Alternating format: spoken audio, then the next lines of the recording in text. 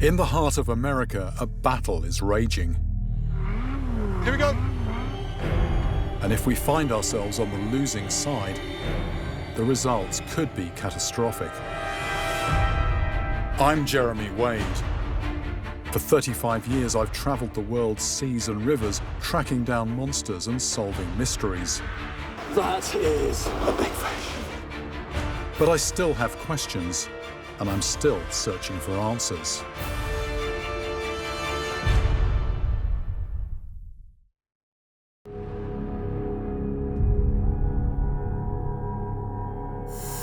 America's greatest rivers are under attack.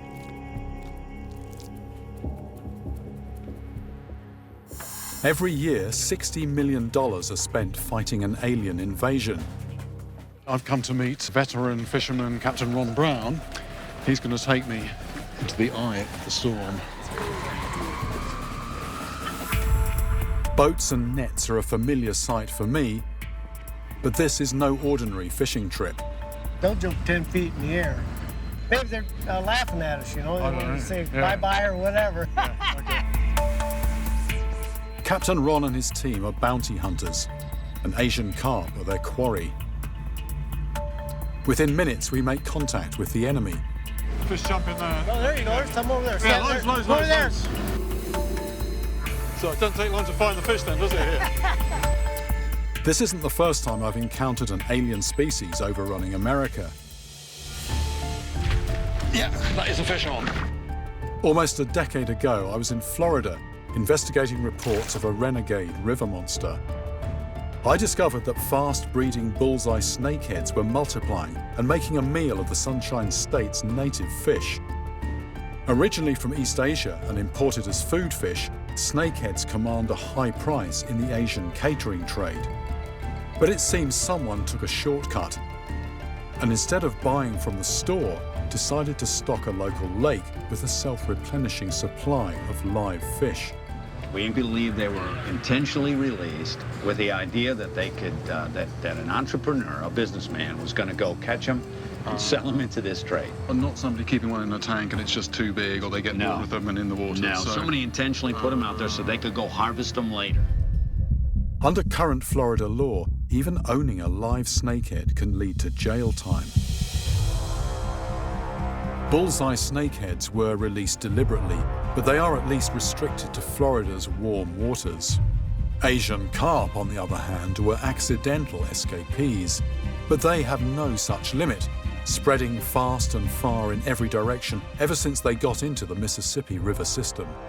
Ron's team of battle-hardened bounty hunters know where to seek out the biggest numbers of carp. We try to concentrate on where we can get the most fish. And they know that carp are spooked by loud noises. To exploit this weakness, first nets are strategically placed. Is that going out right? Is that Yeah, you're doing fine. Yeah. Yep. And then, once the trap is set, Oh, here we go, here we go.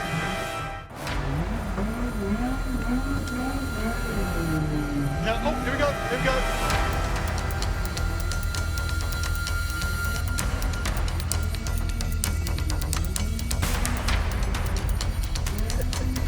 Just trod on a fish. They're pretty fast. One more in the boat, others landing in the net, one on my leg. You almost don't have to bother with the nets. You just drive around, make a noise, and they just jump in the boat. by keeping carp numbers down, Captain Ron is holding the line, for now. But sadly, there's very little market for these fish in the US. They're too bony for the average American palate. The carp removed from the river are destined to become fertilizer, or simply go to waste. Ironically, in their true home in China, they're a delicacy. So much so that the wild population has been decimated. To keep up with demand, carp must now be specially farmed, trucked into cities and offloaded by the ton. If there was a similar appetite for them in the US, it would have a huge impact on carp numbers.